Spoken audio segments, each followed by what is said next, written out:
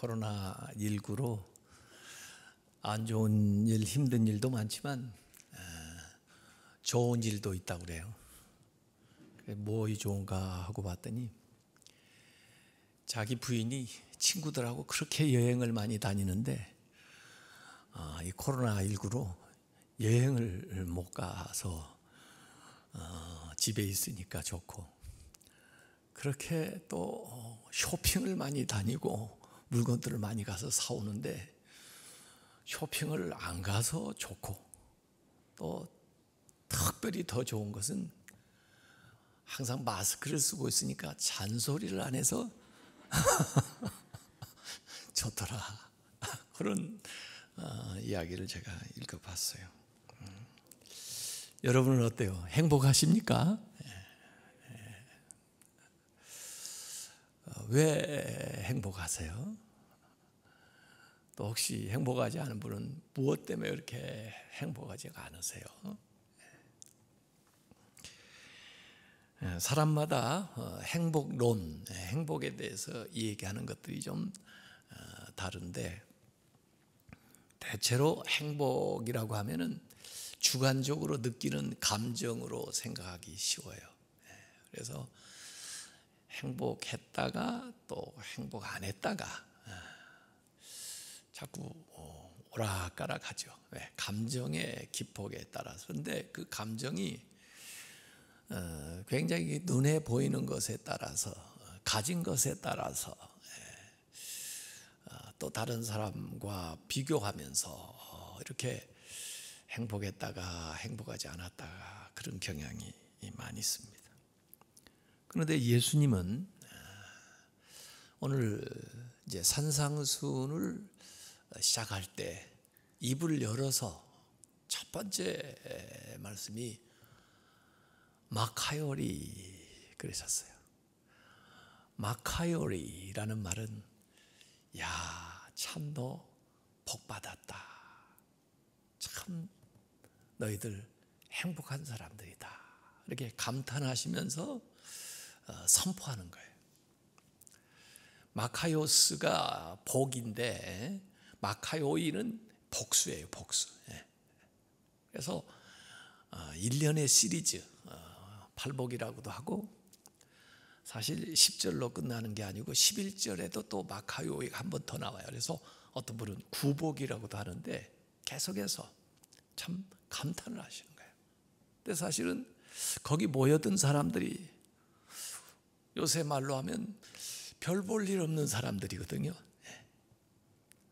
지체가 높거나 재산을 많이 가지고 있거나 무슨 학문적으로 깊거나 그런 분들이 아닌데, 그냥 감탄을 하시면서 마카요리, 참 당신은 행복한 사람이요. 참 뭔가 우리의 소유가 아니라 우리의 존재를 보시고 얘기하는 건데, 우리가 미처 깨닫지 못했던, 아니 우리 스스로도 자신에게 보지 못했던 것들을 예수님께서 하나씩 일러주면서 그 이유까지 설명해 주시면서 마카요리 이렇게 얘기를 하시는 겁니다. 이 행복이라는 게요, 말하는 사람에 따라서 또 그 획일적인 기준이 있는 게 아니고 좀 굉장히 상대적이에요. 우리가 주로 그 부탄이라는 나라, 그 히말라야 쪽에 사는 빈국으로 알고 있는데도 불구하고 그 부탄 사람들은 누구나 붙들고 물어보면 당신 행복해요? 그러면 행복합니다. 국민의 97%가 그렇게 답변을 한다든가 그래요. 그래서 행복 지수가 그 부탄 사람들이 높다는 걸로 우리가 알고 있는데, 그런데 유엔에서 평균 수명이라든지 생활 수준이라든지 여러 가지를 가지고 행복 지수를 측정을 하고 보면 부탄 사람들이 전 세계적으로 94위예요. 그런데 자신들은 행복하다고 부족한 거 없다고 그래요. 참고로 우리나라는 54위예요. 행복지수가. 그러니까 어떻게 무슨 기준으로 이야기를 하느냐에 따라서 다른 거죠. 근데 예수님은 우리 보고 야, 너희들은 참 행복하다 이렇게 말씀하는 거예요. 그러니까 하나님이 보실 때, 하늘나라의 기준으로 봤을 때 참 우리는 행복한 사람입니다. 알고 계십니까? 대개 이제 사람들이 행복을 찾으려고 헤매고 노력을 하는데요. 벨기에 그 작가 마테를링크라고 하는 사람이 아동 그걸 파랑새, 행복의 파랑새를 찾아 다니는데 찾을 수가 없어요. 나중에 집에 돌아와 보니까 집에 그 행복의 파랑새가 있어요. 참 요사이 마스크들 구하시라고 애들 쓰시죠. 그래서 줄을 쓰고 그러는데 저도 이 마스크로 어떡하나, 가서 줄을 서야 되나 그러다가 그 집에 서랍을 열어봤더니요, 거기에 마스크가 있더라고요. 상당히 여러 장이 있더라고요. 오늘 아침에도 옷장에서 또 하나 발견했어요. 아유, 이게 정말 이 귀한 게 있는지도 모르고 있었는데 내 안에 있어요. 가까운 데 있어요. 그런데 막 찾아 돌아다니는 거죠. 그래서 예수님이 그렇게 시간 허비하지 말으라고 가르쳐 주는 거죠. 네 안에 있다는 게.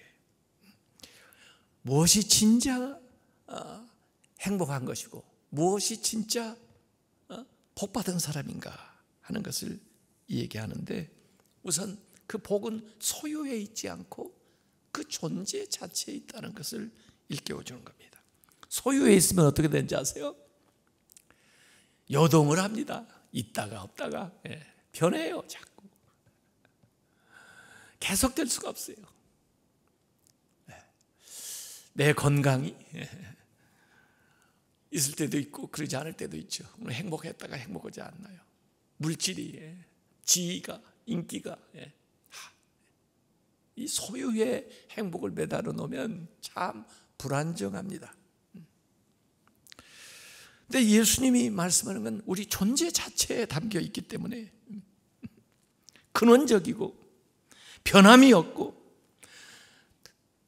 다른 세상에 영향을 받지 않고 빼앗길 수가 없고 영원한 행복, 그것은 하나님 나라의 그 복을 이 땅에서부터 누릴 수 있는 걸. 결국 이 말씀하신 것들이 성품에 관련된 건데 이걸 쭉 보니까 예수님의 성품이에요. 그리고 예수님을 따르는 사람들이 얻게 되는 성품이에요. 예수님을 따르는 삶에 있어서. 그래서 지금 예수님을 다른 사람들에게 말씀하시는 거예요. 일깨워주는 거예요. 앞으로 너희들이 이렇게 하면 행복할 것이다가 아니에요. 행복의 조건이 이런 것이니까 이런 걸 해야 된다고 요구하는 게 아니에요. 지금 행복하다고 선포해 주는 거예요. 지금 그 모습 그대로.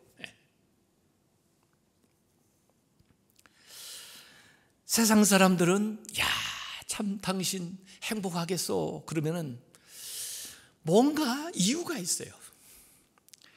사업을 해가지고 돈을 많이 벌었다거나, 자식이 잘 돼서 뭔가 출세를 했다거나, 또 스스로 높은 지위에 올라갔다든가. 그래서 한국에 전통적으로 오복 그러면은 장수, 재물, 명예, 건강, 지식 이런 것들을 얘기한다고요. 예수님 계실 때 헬라 사람들도 거기에서 복 받았다 그러면은 훌륭한 자녀들이 있어야 되고, 물질적으로 부유해야 되고, 지혜가 특출한 사람들을 마카이오스 그랬다고요. 그러니까 예수님이 지금 말씀하는 것들은 그 헬라 문화 속에서는 참 복 없는 사람이지, 그렇게 멸시받던 복인 줄 몰랐던 것을 예수님께서 일깨워서 복이라고 역설적으로 얘기를 하시는데, 그러고 보니까 세상이 말하는 복하고 예수님 말씀하시는 복이 달라요. 왜? 가치관이 다르기 때문에. 세상의 세계관하고 하나님 나라의 세계관이 달라가지고. 그러면 우리가 이 세상에 살면서 하나님 나라의 시민으로 살려면은 무엇이 복인가를 알고 살아야 되는데, 이게 하나님 나라 시민의 특성인데, 이 팔복이 보니까 황금 사슬로 엮여 가지고요, 계단처럼 점진적으로 이렇게 올라가요. 심령이 가난한 사람은 애통하게 되고, 그러면서 의의를 구하게 되고, 자비 긍휼을 베풀게 되고, 그 마음이 청결하게 되고, 그러면서 하나님 주시는 평화를 얻게 돼요. 그래서 1복, 첫 번째 복부터 넷째 복까지는 하나님과의 관계를 통해서 우선 그 복을 받게 되고, 그 다음에 5째부터 8째까지는 이웃과의 관계를 통해서 그 관계가, 그 복이 확장되어 나아가는 거예요. 근데 시제로 보면요, 첫 번째 복하고 8번째 복은요 현재형으로 되어 있고요, 2번째부터 7째까지 복은 미래형으로 되어 있는데, 이 첫째 복하고 8째 복은 천국이죠. 이것이다 같이 나와요. 천국, 하나님의 나라. 그러니까 이게 하나님의 나라, 심령이 가난한 걸로 입문해가지고 8번째 복까지 이렇게 되는 거예요. 그래서 이 첫 번째 8째 복은 현재, 미래가 아니고 지금 받은 복이에요. 그래서 이 8복은 현재와 미래, 미래의 것을 현재 이렇게 누리는 복을 말씀하고 있습니다. 주로 이 마태복음 5장의 팔복과 병행 구절을 사람들은 누가복음 6장 20절부터 26절까지 얘기하는데, 거기는 평지복음이라고 그래요. 근데 거기는 팔복 대신 사복이 나오고, 그 사복의 대칭이 되는 사화가 나옵니다. 그래서 사복은 가난한 자, 줄인 자, 우는 자, 버림받은 자, 복이 있다. 사화는 부요한 자, 배부른 자, 웃는 자, 칭찬받은 나, 화 있을진저. 아니, 거꾸로 된 것 같아요. 이거 잘못 적어놓은 거 아닌가, 잘못 말씀하신 거 아닌가, 그런 생각이 들을 정도인데, 그것이 이 세상의 가치관과 하나님 나라의 가치관의 차이를 극명하게 드러내는 거죠. 8가지 이 복을 얘기하는데도 그 짧은 구절 안에 3가지 요소가 나옵니다. 우선 행복선언이 나왔죠. 마카리오이, 행복선언이 나고, 그 다음에 행복의 상태를 얘기하고 있습니다. 호의하고 행복의 상태를 얘기해줘요. 그리고는 호티, 행복의 이유를 설명을 해줘요. 왜 행복하라고 하는지. 그래서 호티, 왜냐하면 하고는 천국이 너희들의 것이기 때문이다, 이렇게 돼요. 그래서 오늘 읽었던 본문도 이 3가지를 잘 분석해 가지고 얘기하면, 복이 있도다 선언하고, 마음이 가난한 사람들이여 그 상태를 얘기하고, 천국이 너희들의 것이기 때문이다, 이유를 설명을 하는 거예요. 이런 식으로 8가지가 다 구성이 되어 있는데, 이게 잘 보면 3단 논법으로 되어 있는 거예요. 압축되어 있는 3단 논법이에요. 이 3단 논법에는 대전제가 먼저 나오죠. 하늘나라를 얻는 사람은 행복하다. 그렇죠. 세상에 하늘나라를 얻는 것만큼 행복한 사람이 어디 있겠어요. 대전제는 하늘나라를 얻는 사람은 행복하다. 그 다음에 소전제는 뭐예요? 심령이 가난한 사람은 하늘나라를 얻는다. 그러면 결론이 뭐예요? 그걸 합치면, 그러므로 심령이 가난한 사람들은 행복하다. 이렇게 3단 논법으로 나오는 겁니다. 아무리 그래도 진짜 이런 걸 복이라고 할 수 있나? 세상에 이런 복이 있나? 이렇게 이걸 믿으라고 하시는 말씀인가? 아니, 혹시 우리를 조롱하는 얘기 아닌가? 이렇게 무슨 이유로 이게 복을 받았다는 것인가 하고 의문을 제기할 사람들이 상당히 많습니다. 좀 오래전에 나온 이 단편 영화인데요, 제가 어제 한번 그걸 찾아서 다시 유튜브에서 봤어요. 김우현 감독이 심령이 가난한 자라는 단편 그 필름인데, 그분이 다큐멘터리처럼 한 분을 계속 몇 년을 두고 추적을 한 겁니다. 그분이 최춘선 할아버지인데, 그분은 맨발로 다니세요. 전철에 그 겨울 그 영하 날씨에도 맨발로 다니면서 전철 탄 사람 보고 미스터 코리아 안중근 그리고 여자들 보고는 미스 코리아 유관순 그러고 다니세요. 그러면서 예수 천국, 멀쩡해 보이는데요. 몇 년을 두고 우연치 않게 그 전철에서 만나는 거예요.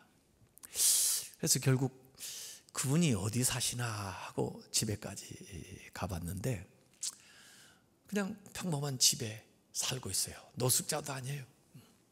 그리고 그 부인을 천사라고 그러는데 그 부인 인터뷰해요. 근데 부인은 그래요. 정말 저분의 사명으로 저렇게 하기 때문에 그냥 믿고 기도하면서 지낸다고 그러는데, 원래 김포 쪽에 땅이 참 많은 부자였답니다. 근데 어려운 사람 오면 내가 땅이 있는 곳 조금 내드릴 테니까 거기서 사시라고 사람들 다 내려서 그 마을이 3개 마을이 됐답니다. 그리고는 그러고 다니는 거예요. 왜 이렇게 맨발로 이 추운 날씨에 다니세요? 통일될 때까지 맨발로 돼. 통일되면 신시로. Why to Korea? 왜 한국이 둘로 나눠져야 되느냐? 그분의 그 일생을 이렇게 단편적으로 얘기해 주는데, 일본에서 유학까지 하신 분이에요. 우찌무라 간조한테 또 신앙 생활을 배운 분이에요. 그래서 마치 광야의 소리처럼 그렇게 사시다가 결국 돌아가셨어요. 그분의 그 필름에 이 김우현 감독이 심령이 가난한 자 그렇게 이름을 붙여놨죠. 그런 분이 심령이 가난한 자다. 왜 이 심령이 가난한 걸 팔복 중에 처음에 이렇게 언급을 했느냐? 로이드 존스 목사님은 이렇게 얘기했어요. 이것이 팔복의 첫머리에 오는 것은 심령이 가난해지지 않고는 천국에 들어갈 수 없기 때문이다. 모든 복의 열쇠다. 첫째가 모든 것의 기초가 된다. 심령이 가난하다는 것을 저는 우선 한마디로 표현한다면 자기를 비우는 것이다. 자기를 비우는 거예요. 자기를 비워야 하나님의 것으로 이렇게 채워지죠. 잡동사니를 채워놓으면 뭘로 채워주겠어요? 그래서 부자든 가난하든 소유가 있든 없든 상관없이 영적으로 가난한 마음을 갖는 거예요. 심령이 가난하다는 것은 영적인 문제입니다. 저도 군목 입대하기 전에 훈련을 한 6개월 받았는데요, 처음에 광주 보부영학교 해가지고 훈련을 받을 때 매일 교회에서 살던 사람이 교회를 갈 수가 없으니까 너무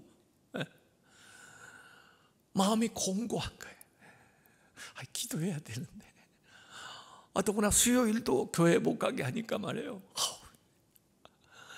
이 수요일에 예배 드리고 있을 텐데. 그리고 이제 주일이 돼서 교회로 갈 사람, 성당으로 갈 사람, 법당으로 갈 사람 줄 서라고 그래가지고 교회에 갔는데, 교회 가서 이렇게 예배 시작 전에 가서 앉았는데 그때부터 그렇게 눈물이 나는 거야. 처음 가본 예배당인데도 왜 하나님의 품에 온 것 같아. 저만 그런 게 아니고 같이 그 동료들이 다 울어요. 무슨 설교를 들었는지 모르지만은 그날 다 은혜를 받았어요. 왜? 심령이 가난했기 때문에. 여기 심령이라는 말을 푸뉴마라고 썼는데, 이 푸뉴마, 우리의 영인데, 이 푸뉴마가요, 사실은 하나님도 푸뉴마 그러면은 성령의 영. 그러니까 우리의 푸뉴마가 하나님의 푸뉴마로 만나는 거예요. 근데 심령이 가난하면 더 풍성하게 우리에게 임재하는 거예요. 그래서 복이에요. 영적인 갈망을 더한다면, 지금 자유롭게 예배드리지 못하기 때문에, 지금 교회에 올 수 없기 때문에 마음으로 더 하나님을 갈망한다면 복된 거예요. 그렇기 때문에 복 받은 거예요. 만약에 이 가난한 대신 포만감에 쌓여서 음식을 받아 먹고 싶지도 않고 음식을 가져다줘도 감사하지 않다면 그 음식을 제공하는 사람이 뭐에 기쁘겠어요? 마치 며칠을 굶었는데도 허기를 못 느낀다면 그게 건강한 사람이에요. 하나님 없이도 살 수 있는 것처럼 사는 사람들이 그게 복받은 사람이에요. 이것은 하나님 앞에 자기 자신에 대한 태도입니다. 나는 가난합니다. 나는 파산했습니다. 나는 나를 구원할 아무런 의의가 없습니다. 내 안에는 선한 것이 없습니다. 나는 나를 의지할 수가 없습니다. 이렇게 하나님 앞에 자신을 인정하는 사람, 이 사람이 복이 있다는 것입니다. 하나님 앞에 나오는 사람들은 그런 사람들입니다. 천국이 이미 그 안에 있습니다. 룻기에 보면 엘리멜렉과 나오미 부부의 얘기가 나옵니다. 1장에 흉년이 와가지고 베들레헴 하나님의 떡집인데 그곳에서 자기만 먹고 살려고 엘리멜렉이 재산을 모아가지고 모압으로 떠나요. 그런데 거기에서 본인뿐 아니라 자식들이 줄줄이 죽습니다. 그제서 이 나오미가 깨달아요. 그래서 룻기 1장 21절에 보면 이런 말씀이 나옵니다. 나오미가 고백하는 거예요. 풍족하게 나갔더니, 여기서 나갈 때는 풍족했는데, 부유하게 나갔는데 여호와께서 내게 내가 비어 돌아오게 하셨느니라. 그래서 내가 뱅크럽시 됐어, 파산했어, 아무것 가진 게 없어, 더 이상 견딜 수가 없어. 그리고 돌아오는 거, 그건 복이에요. 당자가 귀향할 때 그런 마음이거든요. 그전에는 뭔가 의지할 물질이 있으니까 뭔가 되겠다고 생각하고 자기 힘으로 살 수 있겠다고 생각을 하고 살았는데 그게 복이 아니에요. 그 가진 게 복이 아니에요. 하나님 앞에 내가 무기력하다는 거, 내가 부족하다는 거, 내가 가난하다는 거, 그것을 인정하고 부르짖는 거예요. 시편 34편 6절에 이 곤고한 자, This poor man cried. 이 곤고한 자가 부르짖음에 여호와께서 들으시고 그의 모든 환난에서 구원하셨도다. 이 곤고한 자가 가난한 자예요. 하나님 앞에 깨어진 마음으로 나오는 겁니다. 빈손으로 하나님 앞에 나오는 겁니다. 빈손으로 나올 때 하나님이 이 빈손에 채워주실 수 있고 이 빈손을 붙들어 주실 수가 있는 것이에요. 나는 아무것도 가진 것이 없고 의지할 것도 없고 할 수 있는 것도 없습니다 라고 고백하는 그 사람, 그 사람은 복이 있나니 천국이 그 사람의 것이다. 바리새인과 세리가 기도하는 그 비유를 예수님이 말씀하신 적이 있어요. 바리새인은 마치 연설하듯이 자기가 한 일, 자기가 가지고 있는 것들을 전부 나열해요. 결론은 그는 부유하다는 거예요. 그러나 세리는 물론 그의 재산은 있었는지 몰라도 누가복음 18장 13절에 보니까 세리는 멀리 서서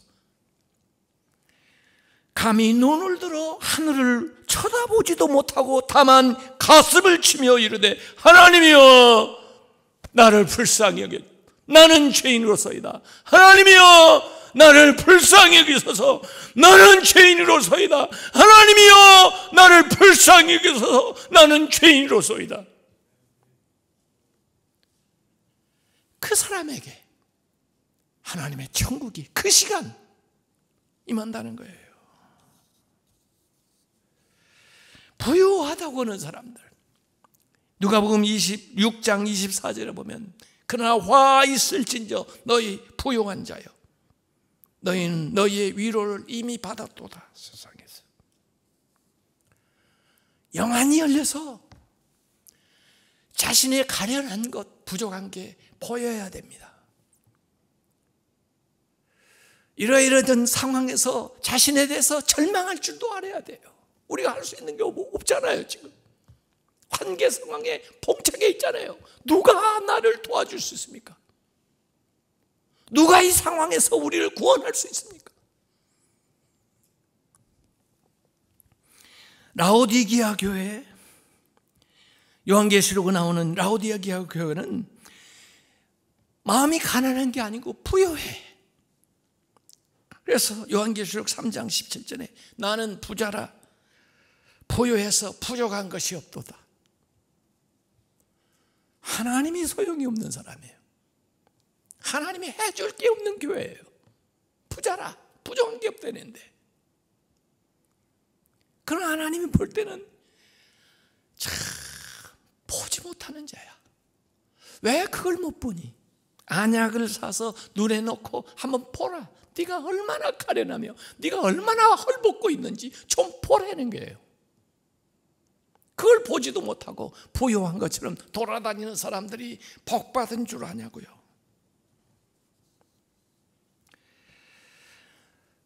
가난한 심령은 겸손한 사람들입니다. 하나님은 교만한 자를 물리치고 겸손한 자에게 은혜를 주신다고 그랬어요. 기드온이 하나님의 부음을 받았을 때 사사기 6장 15절에 오 주여 내가 무엇으로 이스라엘을 구원하리까? 보소서 나의 집은 므낫세 중에 극히 약하고 나는 내 아버지 집에서 가장 작은 자니이다. 겸손할 때 하나님이 그를 붙들어서 하나님의 능력을 나타내시는 걸 믿으시길 바랍니다. 영적으로 겸손해야 돼. 영적으로 교만하면 복을 받을 수가 없는 거죠. 복이 없는 사람이죠. 단순하고 순수하고 순전한 마음, 복잡한 마음, 두 마음이 아니라 나는 아무것도 아니며 나는 아무것도 할 수 없으며 하나님 앞에 전적으로 복종하고 하나님의 의지와 하나님의 은혜와 자비를 의지하고 나아가는 사람, 이런 사람이 심령이 가난한 사람. 심령이 가난한 사람은 하나님께 전적으로 의탁하는 사람이에요. 의탁. 하나님만을 의탁하는 거. 베드로가 예수님을 만나는 광경이 누가복음 5장에 나오는데요, 그전에는 자신만만해요. 다른 사람들은 예수님 만나러 예수님 따라 돌아다니는데 이 사람은 고기 잡아서 팔아먹고 살아가는 그 맛에 몰라요. 관심도 없어요. 그런데 그가 잘하던 거, 그가 잘 되던 것이 아주 그냥 그 밤새 노력을 했는데도 되지 않아요. 한계 상황에 딱 봉착해요. 그러고 나니까 보이기 시작해요. 그러고 나니까 들리기 시작해요. 그래서 예수님께서 깊은 곳 나와 함께 가서 이제 그물을 던져보라고 그러는데 자기의 이전의 경험과 다른 그 말씀을 받아들여요. 그래서 깊은 곳에 가서 그물을 던졌는데 자기 자신을 내려놓고 주님을 의탁하면서 주님이 인도하심을 따라 살기 시작하면서부터 그의 삶이 놀라운 새로운 역사가 일어나게 되는 거예요. 그래서 누가복음 5장 8절에 예수의 무릎 아래에 엎드려 주여 나를 떠나소서 나는 죄인으로소이다. 그게 심령이 가난한 거예요. 복받은 마음이에요. 마태복음 4장 17절에 예수님이 말씀을 전할 때 회개하라 천국이 가까운 일이라 그랬어요. 회개와 하나님 나라를 이렇게 연결시켜서 얘기했어요. 회개하라 천국이 가까웠느니라. 그런데 오늘 첫 번째 복은 심령이 가난한 자에게 복이 있나니 하나님의 천국이 저희 것이며 그랬어요. 회개하라 천국이 가까운 일이야. 천국은 같아요. 심령이 가난한 자에게 천국이 저희 것이라. 천국은 같아요. 그러면은 회개하는 게 뭘까요? 심령이 가난해지는 거예요.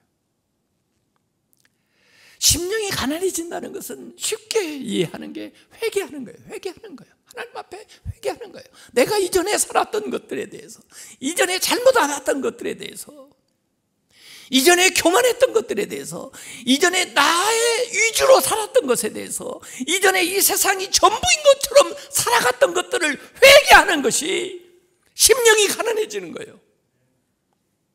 그들에게 천국이 임합니다. 그 순간이 그는 천국에 입문하게 되는 거죠.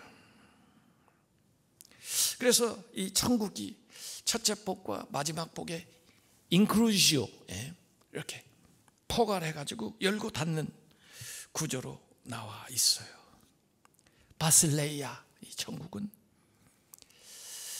이런 사람들에게 열리고 이런 사람들에 의해서 마무리가 된다, 이런 얘기죠. 저는 오늘 이렇게 읽고 싶어요.